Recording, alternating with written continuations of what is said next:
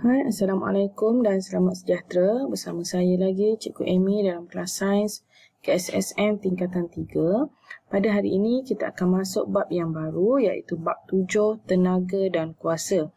Di dalam bab ini, kita akan belajar 3 standard kandungan iaitu yang pertama, kita akan belajar apakah definisi bagi kerja, tenaga dan kuasa.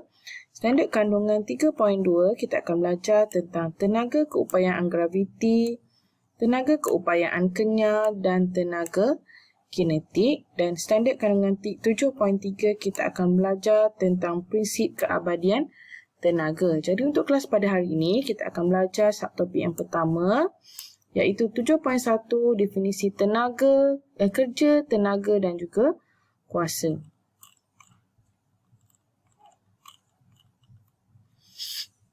Okey, kerja. Apakah yang dimaksudkan dengan kerja? Kerja di sini disebutkan dalam bentuk rumus iaitu dalam bahasa Inggeris kerja adalah work. So kita gunakan simbol W. Okey, rumus untuk kerja adalah W sama dengan F S. Okey, F itu apa? F itu ialah daya dan sesaran didarabkan. Hasil darab daya dan sesaran. Jadi kerja ialah hasil darab daya dan sesaran. W sama dengan F darab dengan S. Okey, apakah itu sesaran? Okey, sesaran ialah jarak yang dilalui mengikut arah tertentu. Jadi sesaran tu adalah jarak. Okey, apakah unit yang kita perlu gunakan? Unit SR bagi kerja ialah joule. 1 joule, J besar, kerja dilakukan apabila daya 1 Newton, huruf N besar, digunakan untuk menggerakkan objek sejauh 1 meter, unitnya huruf M kecil. Jadi 1 joule sama dengan 1 Newton meter. Jadi unit untuk kerja adalah joule, huruf besar, dan daya yang didarabkan dengan sesaran mestilah dalam unit Newton darab meter.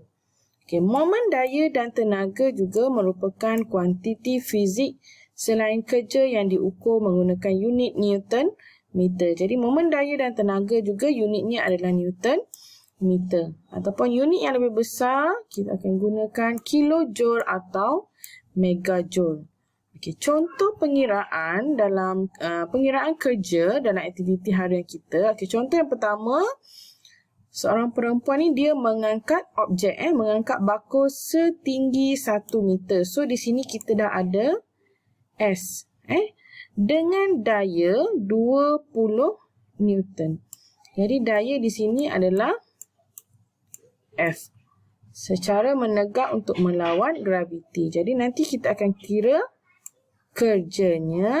Okey, sama dengan kita ingat tadi kerja adalah W sama dengan F darab S. Jadi kita dah ada S, kita dah ada F. Jadi kerja sama dengan F darab S. Kita akan dapat kerja. Okey, contoh yang kedua, menolak troli sejauh 5 meter. Jadi ini adalah S dengan daya 10 Newton. 10 Newton adalah F, daya. Contoh yang ketiga, menarik laci sejauh 30 cm. Okay, ini adalah, maafkan saya.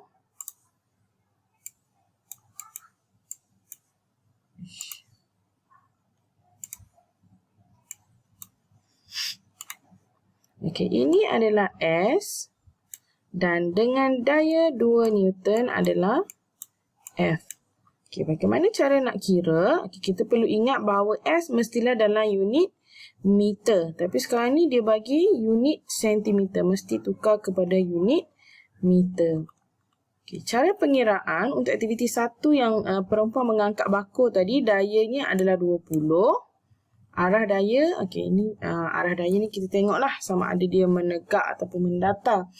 Okay, tapi dia tidak terlibat dalam pengiraan. Okey, jaraknya adalah 1 meter. Dia angkat bakul dengan daya 20 Newton sejauh 1 meter. Jadi pengiraan kerjanya cuma masukkan nilai W sama dengan F darab S. Okey, F-nya 20. So, kita ambil 20. Darab dengan S 1 meter. So, kita akan dapat 20 Joule. Sama dengan contoh yang kedua tadi. Seorang budak lelaki menolak troli dengan daya 10 Newton sejauh 5 meter. So, kita darabkan saja 10 Newton darab 5 meter. Kita akan dapat 50 Joule. Mudah sahaja. Contoh yang ketiga, menarik laci dengan daya 20 Newton sejauh 30 cm. Jadi, kita mesti tukar kepada meter. Kita akan dapat 0.3 meter. Jadi, 2 Newton darab dengan 0.3 meter, kita akan dapat 0.6 Joule. Okay, itu adalah kerja. Okay, kita tengok contoh soalan dekat sini. Contoh 1. Seorang murid mempunyai berat badan. Okay, berat dia 400 Newton. Dia bawa pula beban 100 Newton. Menaiki tangga dengan tinggi tegak 3 meter. Jadi, sesaran kita kira tinggi tegak macam ni. Kita tak ambil jarak ni. Ini bukan. Okay, hitung kerja yang dilakukan. Kerja sama dengan daya darab sesaran. Jadi, daya kita kena gabung dua. Daya yang pertama ialah berat badan. Dan daya yang kedua ialah kotak yang dia bawa. Okay, daya berat dia 400. Tambah dengan beban yang dibawa di tangan adalah 100. So, dayanya dah jadi 500 Newton. Darab dengan jarak 3 meter. So, kerja yang dilakukan adalah 1500 Joule. Okay, kita tengok contoh yang kedua. Rajah 73 menunjukkan Ali mengangkat sebuah kotak berjisim 10 kg dari lantai ke atas almari. Okay, lantai ke atas almari jaraknya adalah 2 meter. So, yang ni adalah sesaran dia. Okay, berapa daya dia? Daya dekat sini F tapi dalam unit kilogram. Okay, anggapkan daya graviti yang bertindak ke atas objek berjisim 1 kilogram ialah 10 Newton. Jadi 1 kilogram sama dengan 10 Newton. Kalau 10 kilogram kena darablah dengan 10 Newton. 10 darab 10 kilogram darab 10 Newton sama dengan 100. Jadi ini adalah F. Okay, baru kita masukkan dalam rumus.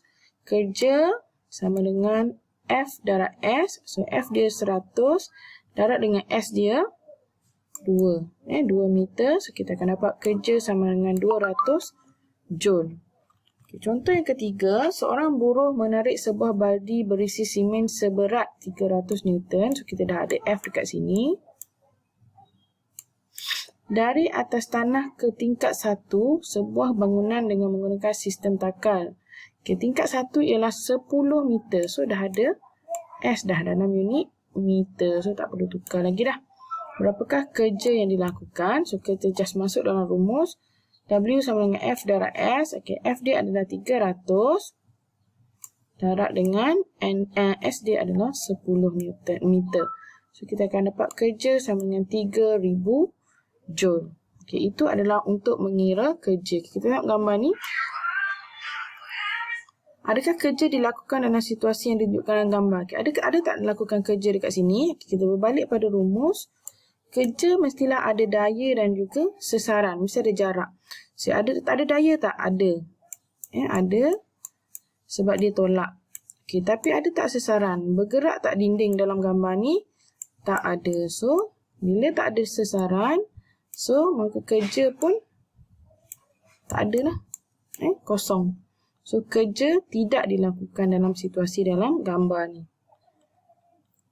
Okay, tenaga dan kuasa. Tenaga didefinisikan sebagai keupayaan untuk melakukan kerja. Unit SI sama dengan kerja Joule. Apabila daya 1 Newton digunakan untuk menggerakkan satu objek sejauh 1 meter, tenaga sebanyak 1 Joule telah digunakan. Okay, kuasa. Kita nak tengok apa itu kuasa. Kuasa ialah kadar melakukan kerja. Kadar mesti ada unit masa. Kadar kita melakukan kerja. Jadi kuasa sama dengan kerja yang dilakukan bahagi dengan masa. Mesti dalam unit T. Okey, apa unit bagi kuasa? Unit bagi kuasa ialah watt, huruf W besar. Mesti tahu beza. Kalau W besar dia italic, dia sengitkan, itu adalah simbol untuk work, kerja. Unit untuk kuasa adalah W besar juga, tapi dia tak italic, dia tak sengitkan huruf tu. Apabila 1 joule kerja dilakukan dalam masa 1 saat, kuasa sebanyak 1 watt digunakan. Jadi, unit untuk 1 watt sama juga dengan 1 joule per saat. Maksudnya, joule bahagi saat. Joule tu tadi kita kira adalah kerja. Kerja, macam mana nak kira kerja ni?